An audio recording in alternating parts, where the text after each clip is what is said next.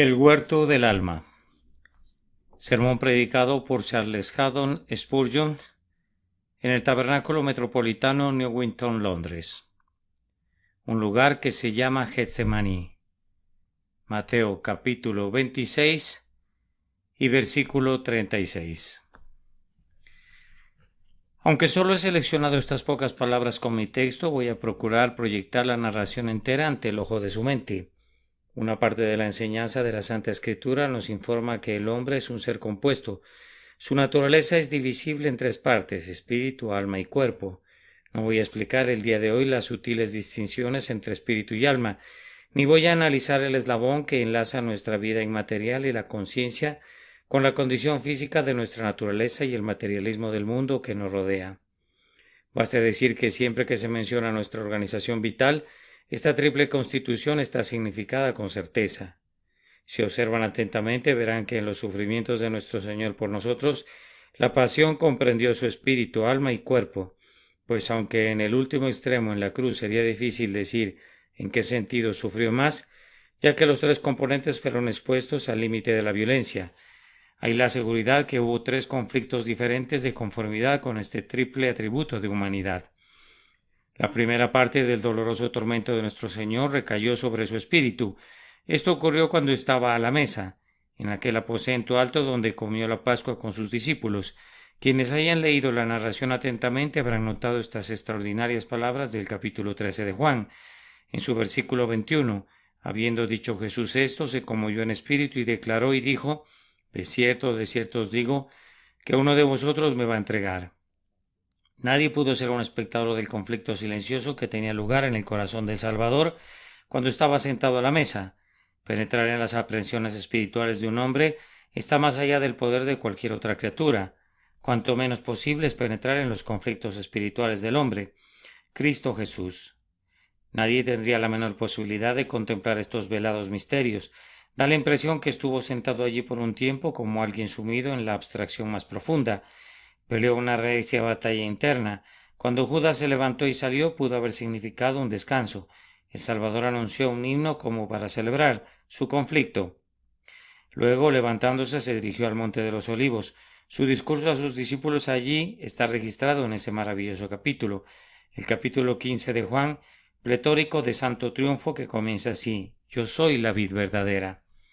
Él fue a la agonía con el mismo espíritu gozoso de un conquistador y ¡oh, cómo oró! Esa famosa oración es un estudio muy profundo para nosotros.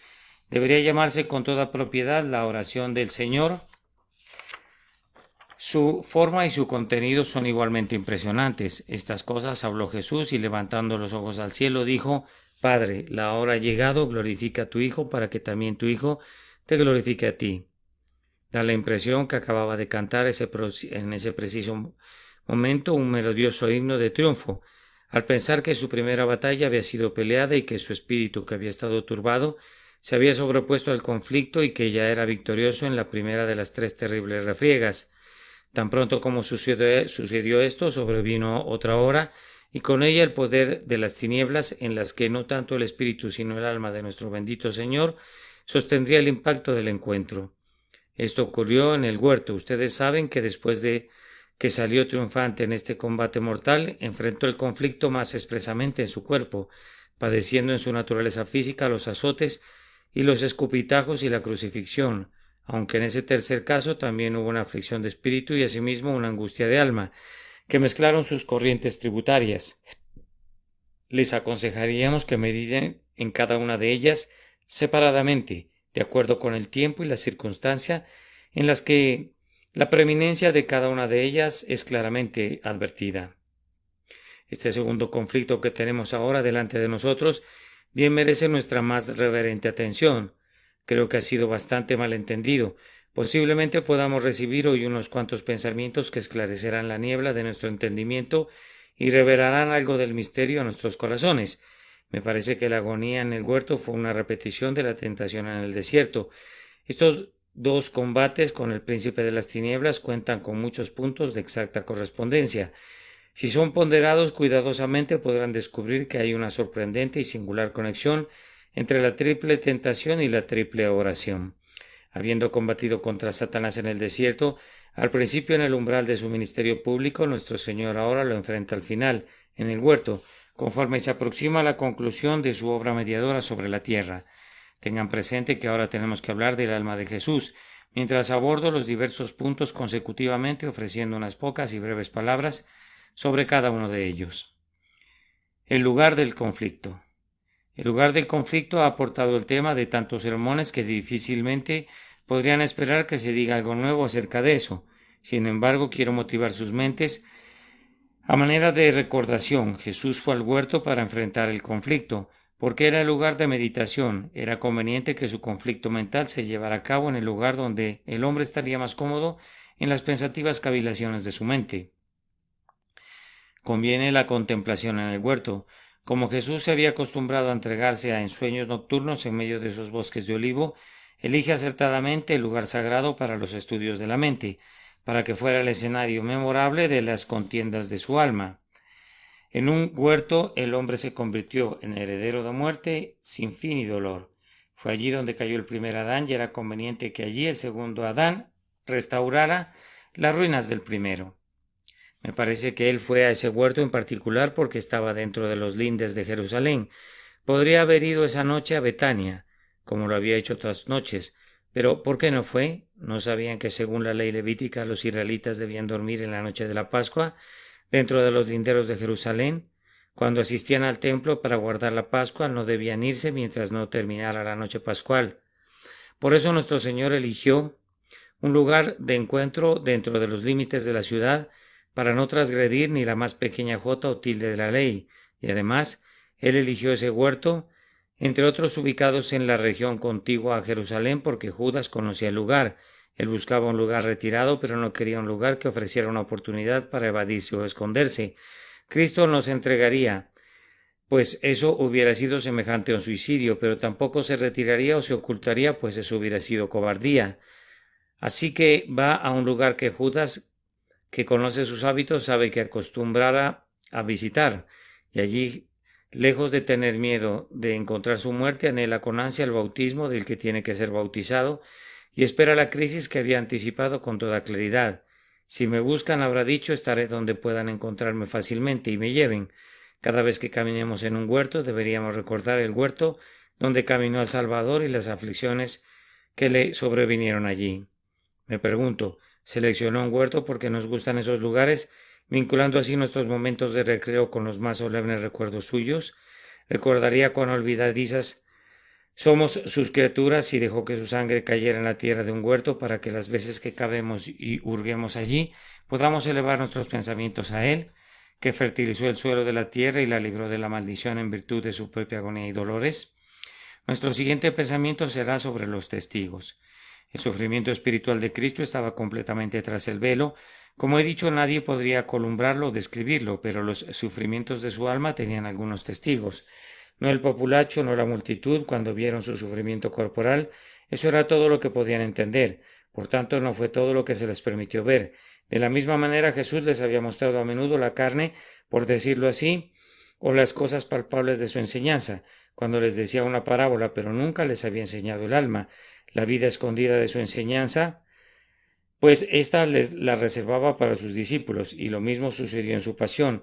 Él permitió que los griegos y los romanos se juntaran a su alrededor en son de burla y vieran su carne desgarrada y rasgada y sangrante, pero no les permitió que le acompañaran en el huerto para presenciar su angustia o su oración. Dentro de ese recinto no había nadie sino solo discípulos. Fíjense, hermanos míos, no todos los discípulos estaban allí.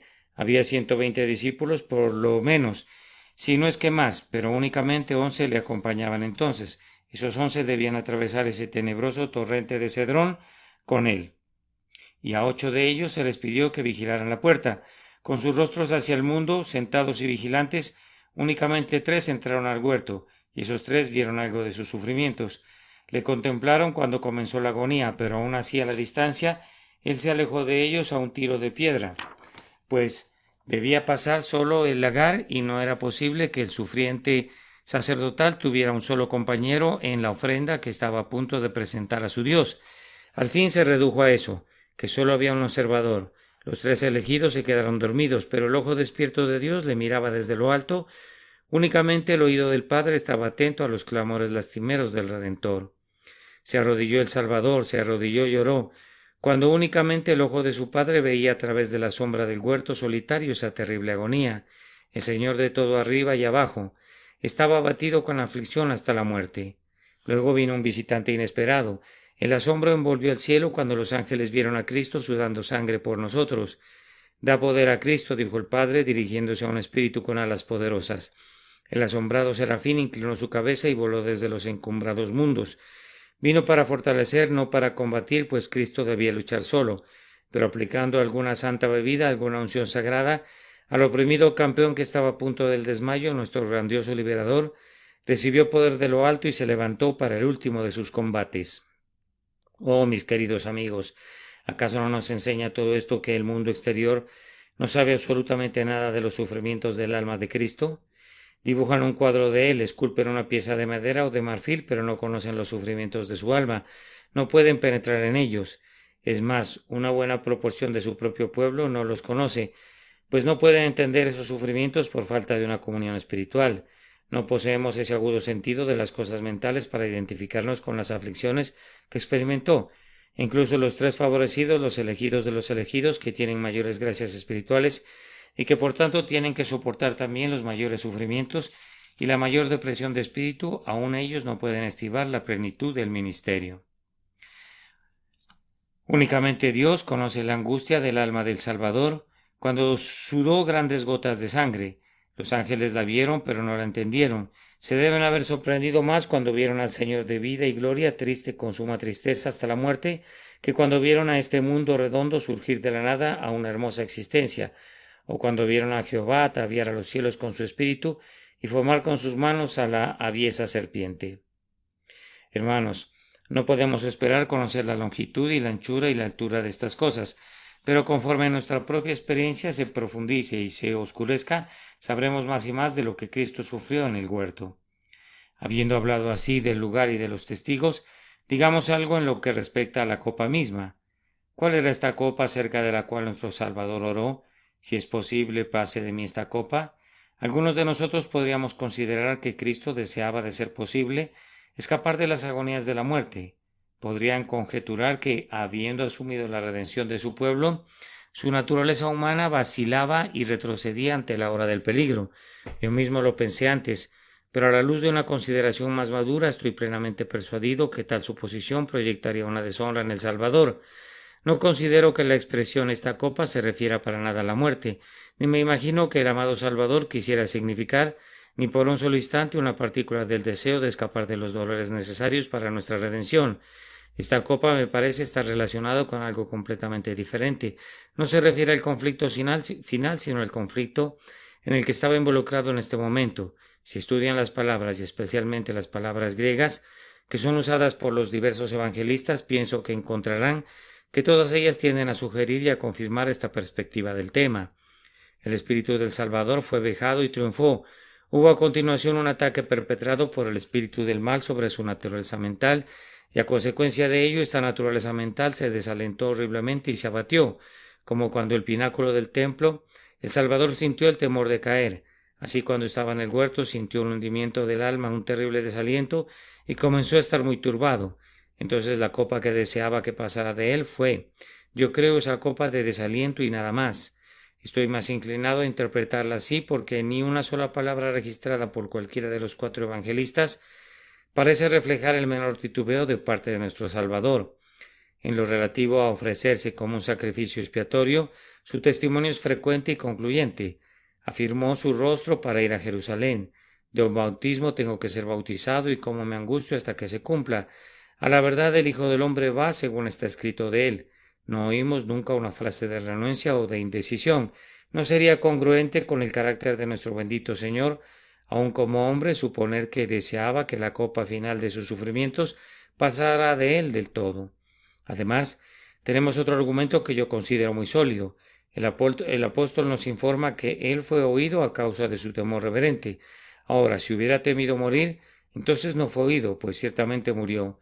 Si hubiera temido soportar la ira de Dios o el peso del pecado humano, y realmente hubiera deseado escapar de eso, entonces no fue oído, pues ciertamente sintió el peso del pecado y ciertamente sufrió el peso de la ira vengativa de su padre. Así que me parece a mí que lo que temía era esa terrible depresión mental que le había sobrevenido súbitamente de tal forma que su alma estaba muy angustiada. Él le pidió a su padre que pasara de él la copa, y así fue, pues no veo en todas las aflicciones posteriores del Salvador esa singular depresión sobrecogedora que soportó cuando se encontraba en el huerto. Él sufrió mucho en el pretorio de Pilato y sufrió mucho en el madero, pero yo diría que había una valerosa alegría que le acompañó hasta el fin, cuando, por el gozo puesto delante de él, sufrió la cruz. Sí, cuando dijo tengo sed y Dios mío, ¿por qué me has desamparado? Yo identifico un poder santo y un vigor alrededor de las palabras y los pensamientos del sufriente que el débil y estremecido estado de su cuerpo no podían extinguir. El lenguaje de ese Salmo 22, que parece haber dado la nota clave, por así decirlo, de su devoción en la cruz, está pleno de fe y confianza. Si el primer versículo contiene el lamento más amargo, el versículo 21 cambia el tono quejumbroso. Tú me has oído, o respondido. Señala el punto de transición del sufrimiento a la satisfacción sobre la que es deleitable insistir. Ahora tal vez algunos de ustedes piensen que si esta copa solo significa abatimiento de espíritu y desmayo de alma, ¿no sería entonces un momento muy significativo? O por lo menos debilita el hechizo de esas inusitadas palabras y actos que se entretejieron alrededor de Getsemaní. Permítanme pedirles que me disculpen. Personalmente sé que no hay nada sobre la tierra que el cuerpo humano pueda sufrir que se compare con el desaliento y la postración de la mente. Tal es la melancolía y la tristeza de un alma angustiada. Sí, de un alma sumamente angustiada hasta la muerte, que yo puedo imaginar que los dolores de la muerte son más ligeros. En nuestra última hora el gozo puede iluminar el corazón y el brillo interno del sol del cielo puede sustentar el alma cuando todo por fuera es oscuro. Pero cuando el hierro penetra en el alma de un hombre, verdaderamente se acobarda. En la tristeza de estos espíritus exhaustos, la mente se confunde. Muy bien puedo entender la expresión que está escrita, mas yo soy gusano y no hombre, acerca de alguien que expresa de tal melancolía. Oh, esa copa, cuando no hay una promesa que pueda consolarte, cuando todo el mundo se ve oscuro, cuando tus propias misericordias te aterran y se levantan como repugnantes espectros y portentos del mal delante de tus ojos, cuando eres como los hermanos de Benjamín que abrieron las bolsas y encontraron el dinero, pero en lugar de recibir consuelo dijeron por causa de ello, ¿qué es esto que nos ha hecho Dios? Cuando todo se ve negro y a través de una mórbida sensibilidad en la que han caído, distorsionan cada objeto y cada circunstancia hasta convertirlos en una caricatura funesta. Déjenme decirles que para nosotros, pobres hombres pecadores, esta es una copa más horrible que cualquier copa que los inquisidores pudieran mezclar. Puedo imaginar a Ain Asgyug sobre el potro de tormento, arrostrándolo todo con valor, pues era una mujer valiente, enfrentando a sus acusadores y diciendo: yo no soy una mujer que permita que mi ancla se pierda. Para toda niebla envolvente mi barca está firme. Pero no puedo concebir que un hombre que sufra la enfermedad del alma del abatimiento del espíritu, como lo estoy mencionando, encuentre en un pensamiento o en una canción algún paliativo para su angustia. Cuando Dios toca lo íntimo del alma de un hombre y su espíritu cede, no puede soportarlo por largo tiempo. Y esto me parece a mí que fue la copa que el Salvador tenía que beber en ese momento, de la que oraba ser liberado y relativa a la cual fue oído. Consideren por un momento lo que tenía ante sí y que deprimía su alma. Todo, hermanos míos, todo estaba tapizado de angustia y nublado con una oscuridad que se podía sentir. Estaba en el pasado. Expresándolo, como pienso que él lo vería, su vida había sido un fracaso. Podría decir con Isaías: ¿quién ha creído a nuestro anuncio y sobre quién se ha manifestado el brazo de Jehová? A lo suyo vino y los suyos no le recibieron. Y cuán pobre fue ese pequeño éxito que tuvo. Estaban los 12 apóstoles. Él sabía que uno de ellos estaba en camino a traicionarle. 8 de ellos estaban dormidos a la entrada del huerto y 3 más dormitaban dentro del huerto. Él sabía que todos le abandonarían y uno de ellos le negaría con juramentos y maldiciones. ¿Qué había que le pudiera servir de consuelo? Cuando el espíritu de un hombre se abate, necesita un compañero que le alegre, necesita alguien que le hable. ¿Acaso no sintió esto el Salvador? ¿Acaso no fue 3 veces donde estaban sus discípulos? Sabía que no eran sino seres humanos, pero es verdad que un hombre puede consolar a otro hombre en una situación como esa. La visión de un rostro amigable puede alegrar el propio semblante y animar el corazón, pero tenía que sacudirlos de su adormecimiento y lo veían con una mirada vacía. ¿Acaso no regresó otra vez a orar porque no había ojo que se compadeciera y nadie que pudiera ayudar? ¿No encontró alivio? A veces una media palabra o incluso una sonrisa, aunque provenga únicamente de un niño, te podrá ayudar cuando estás triste y postrado. Pero Cristo no podía conseguir ni siquiera eso. Tuvo que reñirles casi con amargura. ¿Acaso no hay un tono de ironía en su amonestación? Dormid ya, descansad. No estaba enojado, pero sí lo resentía. Cuando el espíritu de un hombre está abatido, siente más profunda y agudamente que en otros momentos, y aunque la espléndida caridad de nuestro Señor expresó una excusa, el espíritu de la verdad está dispuesto, pero la carne es débil. Sin embargo, su corazón estaba compungido y tenía una angustia de alma semejante a la que sintió José cuando fue vendido en Egipto por sus hermanos. Verán, entonces, que tanto el pasado como el presente eran suficientes para deprimirle a un sumo grado. Pero estaba el futuro y al mirarlo frente a sí, devoto como era su corazón, firme como era el valor de su alma, pues me parece que sería un sacrilegio y una calumnia imputarle siquiera un pensamiento de titubeo. Sin embargo, su corazón humano se acobardó. Pareció pensar, oh, ¿cómo lo sobrellevaré? La mente dio un respingo ante la vergüenza y el cuerpo dio un respingo ante el dolor y el alma y el cuerpo conjuntamente dieron un respingo ante el pensamiento de la muerte y de una muerte tan ignominiosa.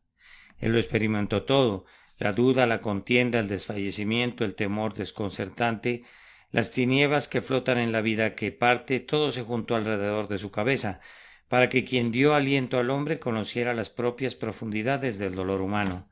Hermanos, ninguno de nosotros tiene una causa de depresión como la que tuvo el Salvador. No tenemos que cargar con su carga y tenemos un ayudador que nos apoya, que él no tuvo, pues Dios, que le abandonó, no nos abandonará nunca. Nuestra alma podrá estar abatida en nosotros, pero nunca tendremos una razón tan grande para estarlo, ni nunca podremos reconocerla a tal grado como la conoció el Redentor. Me gustaría poder retratarles a ese hombre amable, sin amigos, como un ciervo acorralado por perros que le rodeaban por todos lados, y el grupo de hombres perversos que le cercaba. Preveía cada incidente de su pasión, incluyendo que traspasarían sus manos y sus pies, la rasgadura de sus vestiduras y la suerte echada sobre su manto, y anticipaba ese último sudor de sangre sin una gota de agua para refrescar sus labios. No puedo evitar concebir que su alma debe haber sentido en lo íntimo un temblor solemne de tal magnitud que le condujo a decir estoy muy triste hasta la muerte. Entonces me parece que esta es la copa que nuestro Señor Jesucristo deseaba que pasara de él, y que en efecto pasó de él a su debido tiempo. Avanzando un poco más, quiero que piensen en la agonía. Nos hemos acostumbrado a llamar de esta manera a esta escena en el huerto. Todos ustedes saben que es una palabra que significa lucha. Ahora no puede haber lucha donde hay únicamente un individuo. En esta agonía, por tanto, debía haber dos partes. ¿No había, sin embargo, místicamente hablando, dos partes en Cristo? ¿Qué veo en este rey de Sharon, sino por así decirlo, dos ejércitos? Había la firme resolución de hacerlo todo y de cumplir la obra a la que se había comprometido, y había la debilidad mental y la depresión que le decían no puedes, nunca la cumplirás. En ti esperaron nuestros padres, esperaron y tú los libraste, clamaron a ti y fueron librados, confiaron en ti y no fueron avergonzados. Mas yo soy gusano y no hombre, oprobio de los hombres y despreciado del pueblo, de tal forma que los dos pensamientos entraron en conflicto, el encogimiento del alma y sin embargo la determinación de su voluntad invencible de seguir adelante con la tarea y cumplirla. Él agonizaba en esa lucha entre el miedo sobrecogedor de su mente y la noble determinación de su espíritu. Pienso también que Satanás le afligía, que se le permitió a los poderes de las tinieblas usar la máxima astucia para conducir al Salvador a una desesperación absoluta. Voy a manejar con mucha delicadeza una expresión usada para describir eso, una palabra que en su sentido más tosco significa y ha sido aplicado a personas que están locas y que han perdido temporalmente la razón. El término usado concerniente al Salvador en Getsemaní puede ser interpretado únicamente por una palabra equivalente a nuestra palabra perturbado. Era como alguien aturdido por un peso sobrecogedor de ansiedad y terror, pero su naturaleza divina despertó sus facultades espirituales y su energía mental para manifestar su pleno poder. Su fe resistió la tentación de incredulidad. La bondad celestial que estaba en él contendió tan poderosamente contra las sugerencias satánicas y las insinuaciones que fueron arrojadas en su camino, que se convirtió en una lucha. Me gustaría que capten la idea de una lucha, como si vieran a dos hombres procurando derribar el uno al otro, luchando a tal punto que sus músculos se resaltan y las venas se tensan como tallas de látigo en sus frentes. Es un temible espectáculo cuando dos hombres se aproximan uno a otro en desesperada ira, pero el Salvador estaba luchando así como los poderes de las tinieblas, y él luchaba a brazo partido con tanto de nuevo en la refriega que sudaba, por decirlo así, grandes gotas de sangre. Los poderes del infierno unidos presionaban y estrujaban su corazón, y herían su pecho, que terribles conflictos bramaban dentro cuando el sudor y sangre transpiraron por su piel. Observen la forma en la que Cristo sobrellevó la agonía. Fue mediante la oración. Se volvió a su Padre 3 veces con las mismas palabras exactas. Es un indicativo de perturbación mental cuando ustedes se repiten 3 veces con las mismas palabras exactas. Se acercó a su Dios. Padre mío, pase de mí esta copa. La oración es todo lo que cura la depresión de espíritu. Cuando mi corazón desmayare, llévame a la roca que es más alta que yo. Habrá un desconcierto total, un quebrantamiento de espíritu, a menos que alces las compuertas de la súplica y permitas que el alma fluya en secreta comunión con Dios. Si le decimos a Dios nuestras aflicciones, no manifestaremos ansiedad interna, ni nuestra paciencia se reducirá como algunas veces está pronta a hacerlo. En conexión con la agonía y la oración, hubo un sudor sangriento. Algunas personas han pensado que el pasaje solo quiere decir que el sudor fue como gotas de sangre, pero entonces la palabra como es usada en la Escritura para significar no simplemente una semejanza, sino algo idéntico. Nosotros creemos que el Salvador efectivamente sudó en toda su persona grandes gotas de sangre que caían hasta la tierra. Tal ocurrencia es muy rara ciertamente entre los hombres. Ha sucedido algunas cuantas veces. Libros de cirugía registran unos cuantos casos, pero yo creo que algunas personas que bajo un dolor terrible experimentan un sudor así nunca se recuperan, mueren inevitablemente. La angustia de nuestro Salvador mostró esta peculiaridad, que aunque sudó, por decirlo así, grandes gotas de sangre que caían hasta la tierra, tan copiosamente que parecían una lluvia carmesí, sobrevivió. Su sangre necesariamente tenía que ser derramada por manos de otros, y su alma se derramó hasta la muerte de otra manera. Recordando el destino del hombre pecador que tiene que comer su pan con el sudor de su frente, vemos el castigo del pecado impuesto de manera terrible en él, que es la fianza de los pecadores. Cuando comamos el pan de la mesa del Señor el día de hoy, conmemoramos las gotas de sangre que sudó. Con el sudor de su rostro y gigantescas gotas en su frente, el hombre trabaja por el pan que perece, pero el pan es sólo el sostén de la vida. Cuando Cristo trabajó por la vida misma para darla a los hombres, sudó, no el sudor común de la superficie del cuerpo, sino la sangre que fluye del propio corazón. Quisiera tener las palabras para presentarles todo esto de manera eficaz. Quisiera hacer que lo vean, quisiera hacer que lo sientan. El amante celestial, que no tenía nada que ganar excepto la redención de nuestras almas del pecado y de Satanás, y ganar nuestros corazones para él, abandona los resplandecientes atrios de su eterna gloria y desciende como un hombre pobre, débil y despreciado.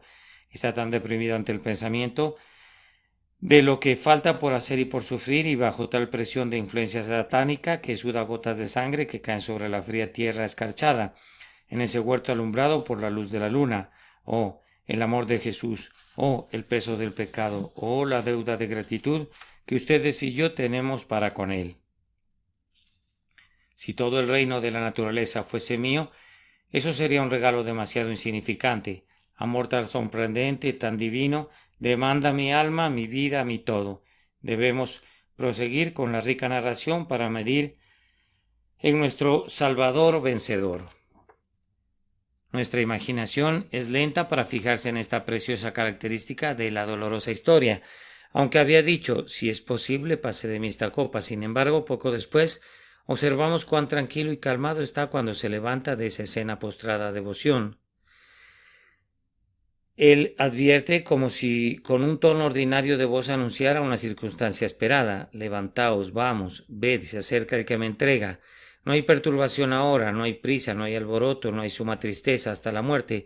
Judas llega y Jesús le dice, amigo, ¿a qué vienes? Difícilmente le reconocerían como el mismo hombre que estaba tan triste hace unos instantes. Una palabra con una emanación de su deidad bastó para hacer que toda la soldadesca cayera de espaldas. Enseguida se vuelve y toca la oreja del siervo del sumo sacerdote y la sana como en los días más felices, cuando estaba presto a sanar las enfermedades y las heridas del pueblo que se juntaban a su alrededor en sus viajes. Se retira tan calmado y sosegado que las injustas acusaciones no podrían arrancar una respuesta suya, y aunque acosado por todas partes es llevado como un cordero al matadero, y como oveja delante de sus trasquiladores se enmudeció y no abrió su boca. Fue una magnífica calma mental la que selló sus labios y le mantuvo pasivo delante de sus enemigos. Ustedes y yo no podríamos haber hecho eso. Debe haber sido una profunda paz interior la que le permitió enmudecer y estar quieto en medio del ronco murmullo del concilio y el ruidoso tumulto de la muchedumbre. Yo creo que, habiendo combatido al enemigo internamente, había conseguido una espléndida victoria. Fue oído a causa de su temor reverente, y ahora era capaz de salir a enfrentar su último tremendo conflicto, con la plenitud de su fuerza, en el que se enfrentó con las huestes en orden de batalla de la tierra y del infierno, y sin embargo fue victorioso después de haberlas enfrentado a todas ellas, para ondear el estandarte del triunfo y decir consumado es. Preguntémonos entonces, para llegar a una conclusión, ¿cuál es la lección de todo esto? Creo que puedo extraer 20 lecciones, pero si lo hiciera no serían tan buenas y provechosas como esa única lección que extrae el propio Señor. ¿Cuál fue la lección que él enseñó particularmente a sus discípulos?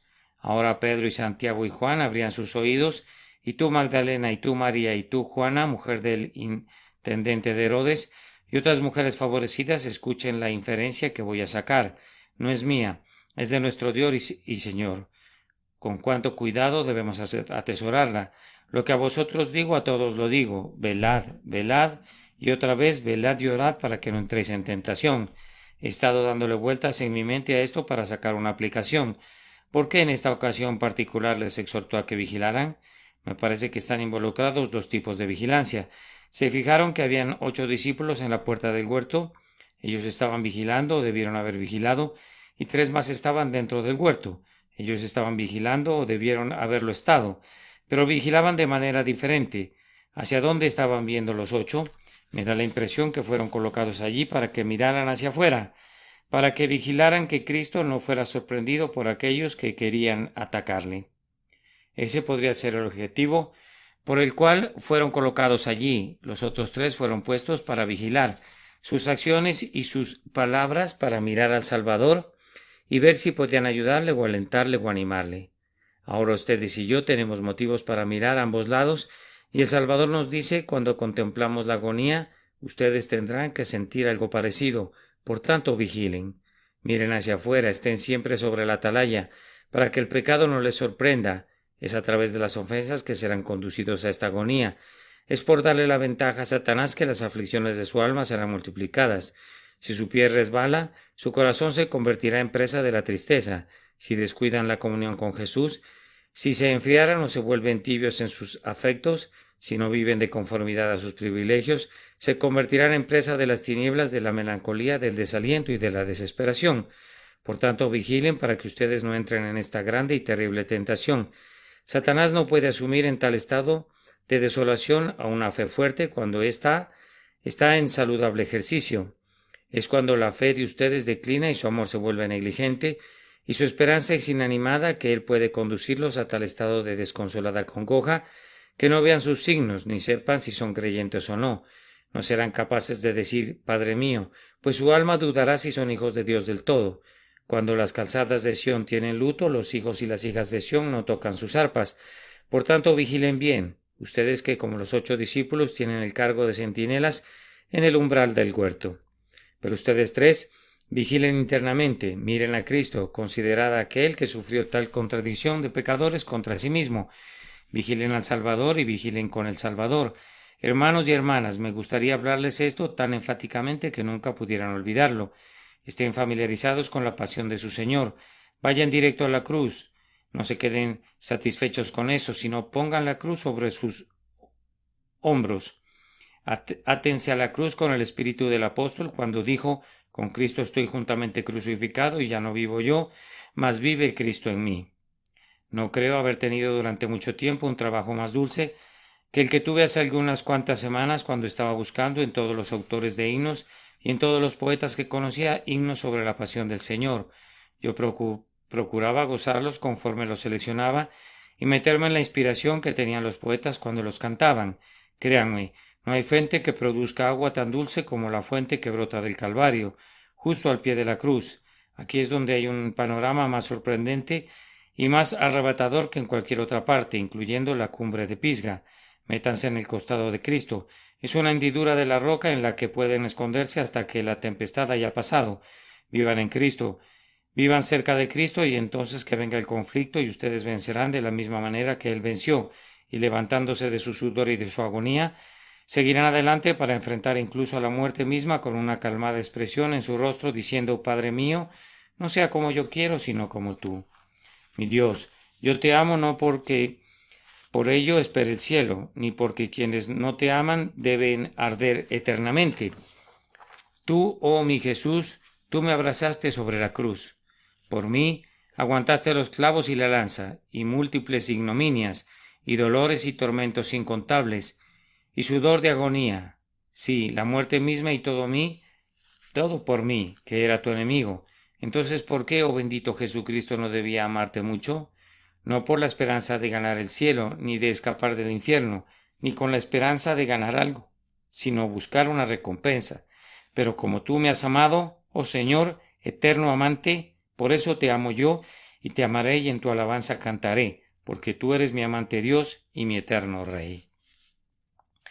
Yo espero que esta meditación sea de provecho para algunos cristianos atribulados y también para pecadores impenitentes, o que el cuadro que he estado tratando de pintar pueda ser visto por algunos que vendrán y confiarán en este hombre maravilloso, este maravilloso Dios que salva a todos los que confían en Él. Oh, apóyense en Él. Si vuestros pecados fueran como la grana, como la nieve, serán emblanquecidos. Si fueren rojos como el carmesí, vendrán a ser como blanca lana. Solo confíen en Él y serán salvos. No digo que serán salvos otro día, sino salvos ahora mismo. El pecado que estaba sobre sus hombres cuando vinieron a esta casa, pesado como una carga, será quitado por completo. Mírenlo ahora a Él, en el huerto, en la cruz y en el trono. Confíen en Él. Confíen en Él ahora. Confíen solo en Él. Confíen en Él plenamente. Que no se entrometa ninguna otra confianza, nadie sino Jesús puede hacer bien a los pecadores desvalidos. Que el Señor les bendiga a cada uno de ustedes presentes en esta asamblea y que en la mesa de la comunión gocen de su presencia. Amén. El huerto del alma. Sermón predicado por el reverendo Charles Haddon Spurgeon en el Tabernáculo Metropolitano, Newington, Londres. Un lugar que se llama Getsemaní. Mateo capítulo 26 y versículo 36.